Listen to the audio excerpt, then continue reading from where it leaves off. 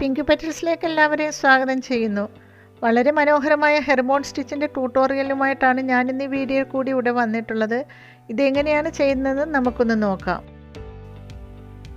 തുണി ഫ്രെയിമിൽ ടൈറ്റാക്കിയിട്ട് എടുത്ത ശേഷം സൂചിയിൽ ഒരു 6 ഇഴ നൂലാണ് ഞാനിപ്പോൾ കോർത്തെടുത്തിരിക്കുന്നത്. വ്യക്തമായി കാണാൻ വേണ്ടിയിട്ടാണ് 6 ഇഴ നൂൽ തന്നെ എടുത്തിരിക്കുന്നത്.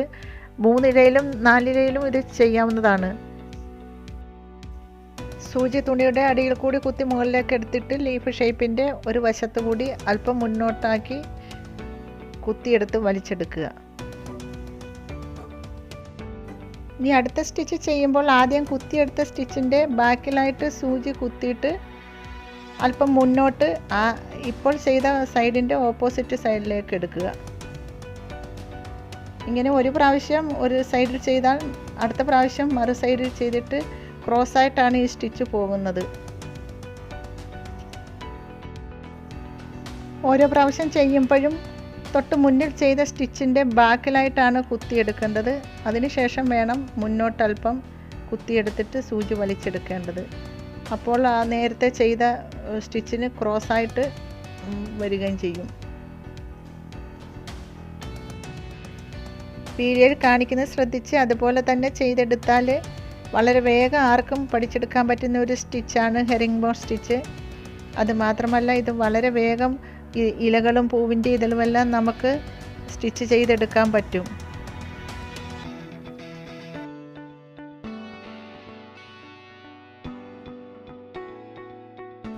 ഓരോ പ്രാവശ്യം ചെയ്യുമ്പോഴും തുല്യ അകലത്തിൽ ചെയ്യാനും അധികം ടൈറ്റാക്കി വലിച്ചെടുക്കാതിരിക്കാനും ശ്രദ്ധിച്ചാൽ മതി.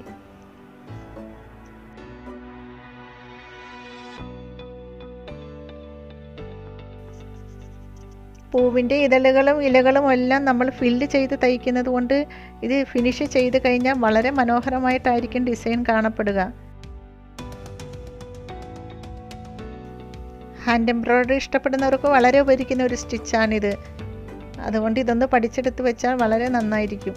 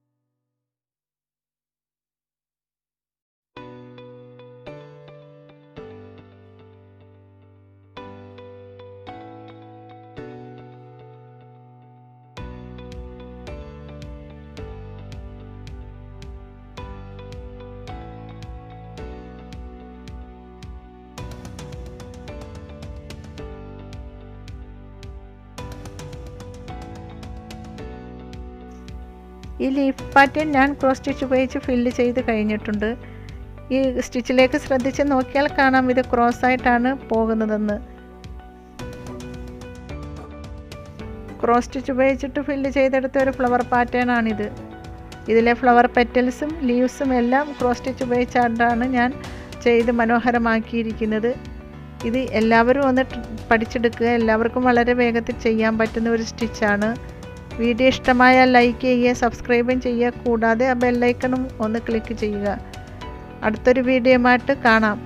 വീഡിയോ വാച്ച് ചെയ്തവർക്കെല്ലാം വളരെയധികം നന്ദി.